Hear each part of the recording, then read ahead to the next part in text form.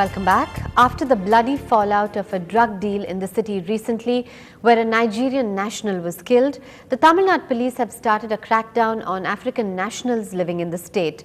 The police call this a massive drive against these foreigners who are staying illegally in Tamil Nadu. A Nigerian national was killed on the outskirts of Chennai. Police investigations led to a drug cartel that was operating in the city freely.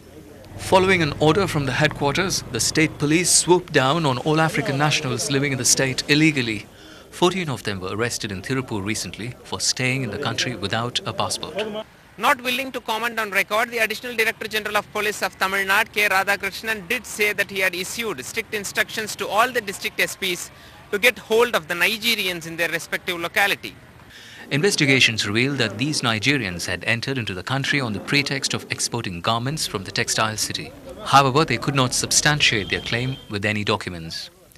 They were booked under the Foreigners Act and remanded to custody. But police say even prosecuting them has not helped till now. Got instances of people who have been arrested, remanded, prosecuted, then subsequently they convicted. In spite of that, they go back and do the same business. The police are now compiling a list of Africans living in the state. They have cautioned house owners who rent their houses to foreigners to check the identities of the tenants before agreeing to lease it out. In Chennai with Salim, J. Santosh for Ndtv-Hindu. India's oldest survivor of kidney failure was among a group of people who took part in an event to celebrate the country's Republic Day. It was organized by Tanker, a foundation that works among underprivileged people fighting kidney disorders. Robin is the longest living man after he survived a kidney failure. He recalls the painful moments of his parents when he was diagnosed with a kidney disorder. But 48 years later, Robin shares his tale of survival to fellow kidney patients who want to be like him. In some way, letting people know that it's not the end of the world to be a dialysis or a transplant patient. You can be very positive. Those were not mere words, but an expression of encouragement for these people who gathered at Tanker's fundraising event. For young Sudhakar, who is on dialysis for about 5 years now, those words brought fresh hope.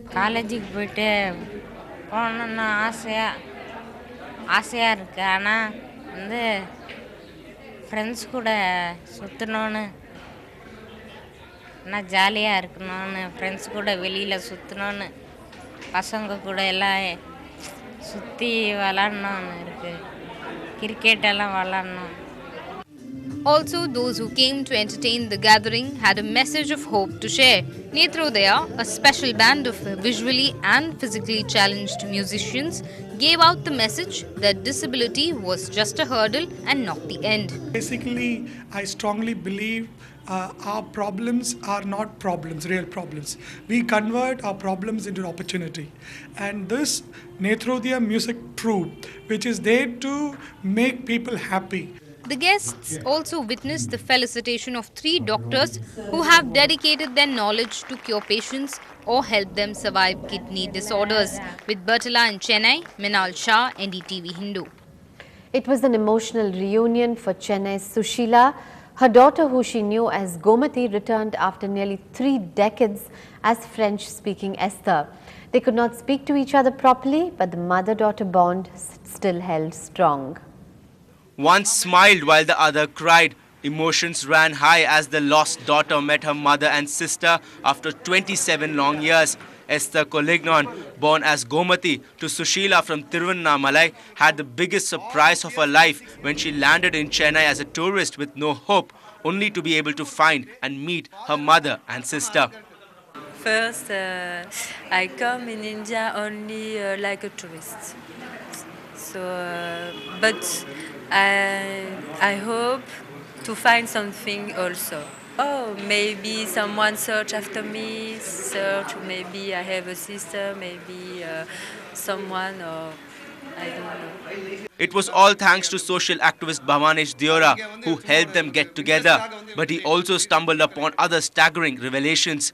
Sushila was not even told her then 6-year-old daughter was adopted by a family in Belgium, just that she has gone for further studies to the country and will be back when she turned 18.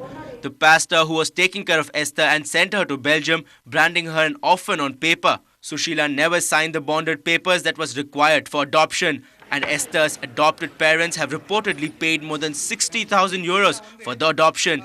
Now the question is this a case of child trafficking and fraud? One record what I find here is that, father has adopted this child and in turn has sent this girl during that period as an adopted one. All these years, Esther was thinking that she is an orphan because she's come from an orphanage. The parents there are not aware that she's got a parent here in Chennai. Life has not been easy for Sushila, having to face the wrath of a drunk husband, and for Uma, losing a sibling early in life. But now they ask for nothing. They are happy and believe God will take care of the rest. திடீர்னு இது வரைக்கும் என் வாழ்நாளில் சந்தோஷமே காணாமல் 28-29 வருஷம் இருந்தேன். இப்போ திடீர்னு டிசம்பர் 23ஆம் தேதி என் குழந்தை கிடச்சி நான் பார்த்து எனக்கு ரொம்ப மகிழ்ச்சி. என் வாழ்நாளில் பெரிய சந்தோஷம் அதுதான். ஏமாற்றி தான் அனுப்புவார். அவர் கடவுள் பார்த்து அவருக்கு தண்டனை கொடுக்கட்டும், அவ்வளோதான். கடவுளோட நம்பிக்கை இருந்ததால தான் எங்கள் தங்கச்சி எங்களுக்கு கிடைச்சது. அது மாதிரி கடவுளோட கண்டிப்பாக அவங்களுக்கு எதனா பண்ணுவாங்க. Esther leaves for Belgium tonight, only to come back soon to spend more time with her mother. With camera person Arun, Ramanathan, Ndtv-Hindu. Across the waters, voting has ended in Sri Lanka to choose a new president. The election was mostly peaceful with a 60% turnout of voters. President Mahinda Rajapakse and the powerful former head of the country's armed forces, General Sarath Fonseca, are the front runners. But General Fonseca could not vote in the election after his name was not on the voters' list. It is the first election after the defeat of the Tamil Tiger rebels in May last year. President Rajapakse and General Fonseca led the war against the separatist rebels, but they became rivals after the war ended. There are 20 other candidates in the race, and it's not clear which side the minority Tamil population will back, but Tamil support is important to win the polls.